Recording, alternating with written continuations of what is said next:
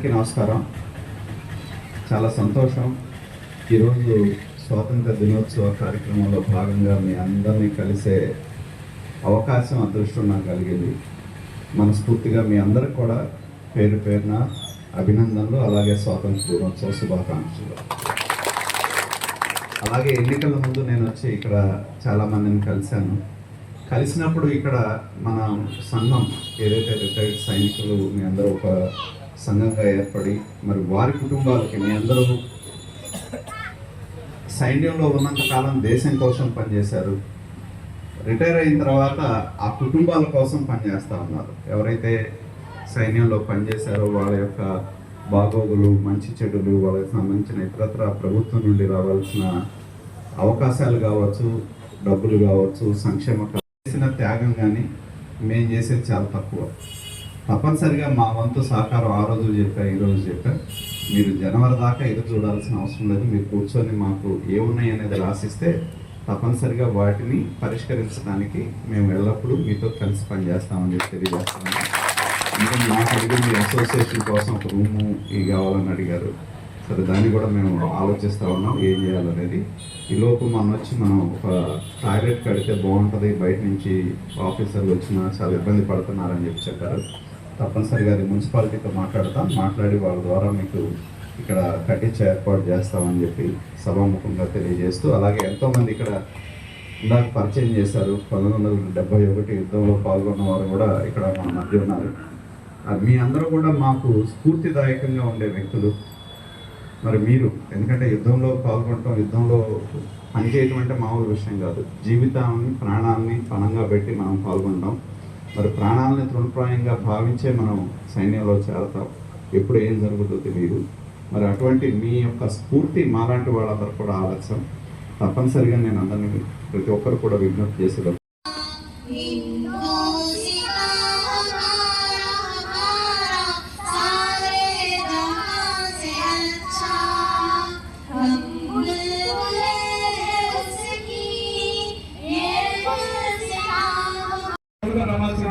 అవలంబిస్తున్నాము. సహజంగా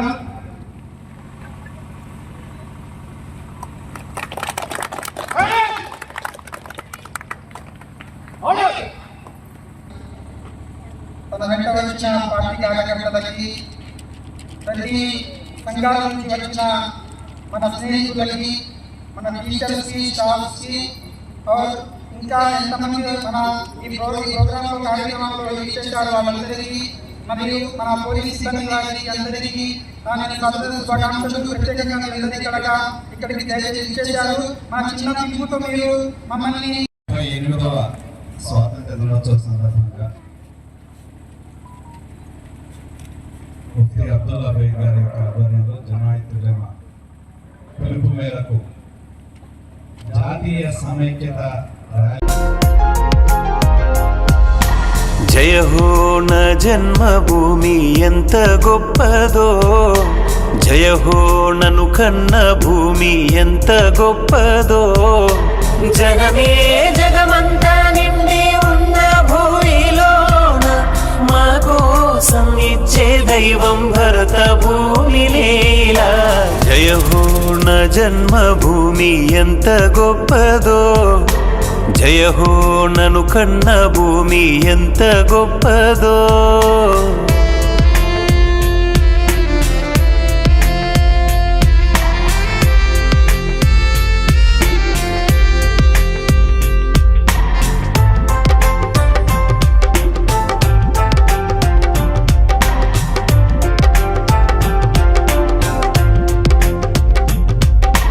దేశ రక్షణకు మనవారు ఎందరో, వారి ప్రాణములు బలిదానమివ్వగా, కీర్తి ఖ్యాతి పెంచి మన వీరులెందరో, స్వేచ్ఛనిచ్చి నిలిచినారు వారు చరితలో.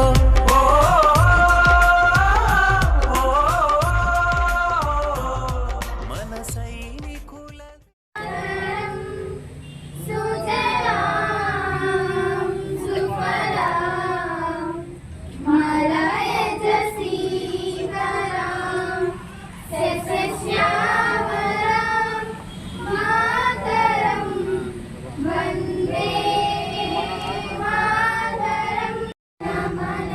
विनायक जय हे भारत भाग्य विधाता पंजाब सिंधु गुजरात मराठा द्राविड उत्कल बंगा विंध्य हिमाचल यमुना गंगा उच्चल जलधि तरंगा तव शुभ नामे जागे तव शुभाशिष मागे गाहे तव जय गाथा जनगण मंगलदायक जय हे भारत भाग्य विधाता जय हे जय हे जय हे जय जय जय जय हे దేశం అంటే కులాలు మతాలు సంస్కృతులకి విభిన్న సంస్కృతుల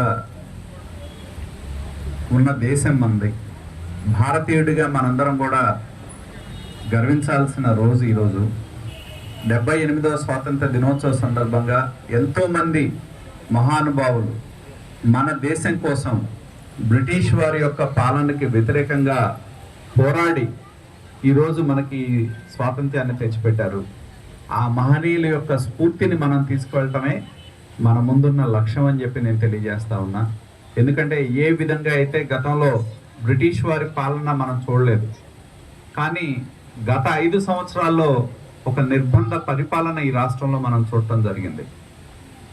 ఎందుకంటే ప్రజలు ఎన్నుకున్న ప్రభుత్వాలు, మరి బ్రిటిష్ పాలన ఎలా ఉంటుందో మనకు తెలియదు, కానీ గత 5 సంవత్సరాల కాలంలో ఎంతో మంది సామాన్య ప్రజల దగ్గర నుంచి ప్రతి ఒక్కరూ కూడా ఎన్నో నిర్బంధాలని, ఎన్నో రకాలైన ప్రజాకంటక పాలనని మనం గత 5 సంవత్సరాల్లో చూడటం జరిగింది. మరి ప్రజలు మొన్న ఎన్నికల్లో ఒక అద్భుతమైన ప్రజా తీర్పునిచ్చారు.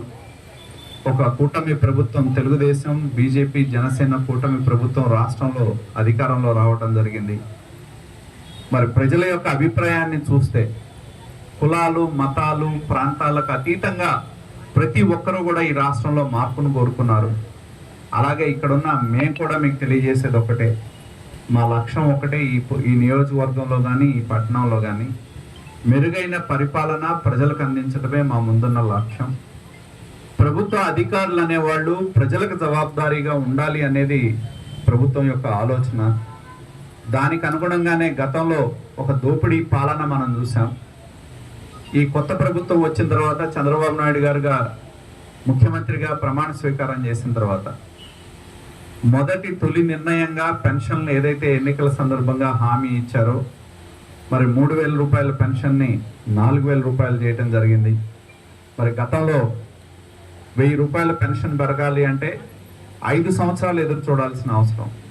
కానీ మీ ఒక్క ఓటు ద్వారా ఈ రాష్ట్రంలో ఏర్పడిన ప్రభుత్వం రాగానే పెన్షన్ని 3,000 రూపాయల పెన్షన్ని 4,000 రూపాయలు చేసిన పేదల ప్రభుత్వం ఇది, పేదల కోసం పనిచేసే ప్రభుత్వం. అలాగే ఈరోజు స్వాతంత్ర్య దినోత్సవ సందర్భంగా మరొక కీలకమైన నిర్ణయాన్ని తీసుకోవడం జరిగింది. అన్నా క్యాంటీన్లు అనేవి, పేదలకు అన్నం పెట్టే అన్నా క్యాంటీన్ని తిరిగి ప్రారంభించాలనే నిర్ణయం తీసుకొని దానిలో భాగంగా రేపు మన పొన్నూరు పట్టణంలో అన్నా క్యాంటీన్ని ప్రారంభించడం జరుగుతుందని చెప్పి కూడా ఈ వేదిక మీదుగా తెలియజేస్తా ఉన్నా. ఈ ప్రభుత్వం అనేది పేదల కోసం పనిచేసే ప్రభుత్వం తీసుకునే ప్రతి ఒక్క పథకం కూడా అర్హులైన పేదవారికి అందజేసే విధంగా చేసే బాధ్యతను మేము తీసుకుంటాం.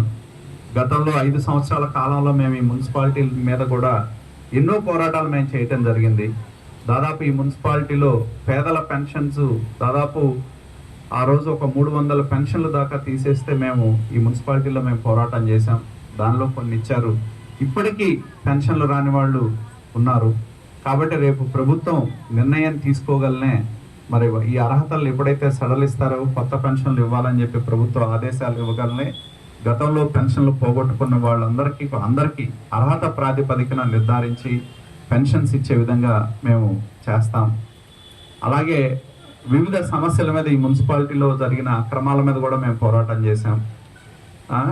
కాబట్టి వీటన్నిటిని కూడా మా పోరాటాల లక్ష్యం ఒకటే, ఆ రోజు కానీ ఈ రోజు కానీ ప్రజాధనం వృధా కాకూడదు, ప్రజాధనం దోపిడీ కాకూడదు, ప్రజలకి ఒక సమర్థవంతమైన పరిపాలన అందించాలి. ఇవే మా లక్ష్యాలు తప్పితే వ్యక్తులు టార్గెట్గా మా పరిపాలన ఉండదని చెప్పి నేను తెలియజేస్తా ఉన్నా.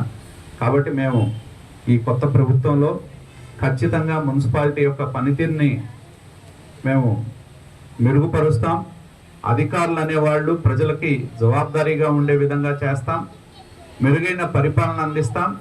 పట్టణంలో ఏదైతే అభివృద్ధి అనేది ఒక నిరంతర ప్రక్రియ, ఆగిపోయిన అభివృద్ధి ఏదైతే ఉందో దాన్ని కొనసాగించే విధంగా దోచుకోవడానికే పనులనే విధానం నుండి మేము బయటకు వచ్చి ప్రజల కోసమే అభివృద్ధి అనే ఒక నిదానంతో ఈ మున్సిపాలిటీలో మేము పనులు చేపడతామని చెప్పి సభాముఖంగా మీ అందరూ కూడా తెలియజేస్తా ఉన్నా.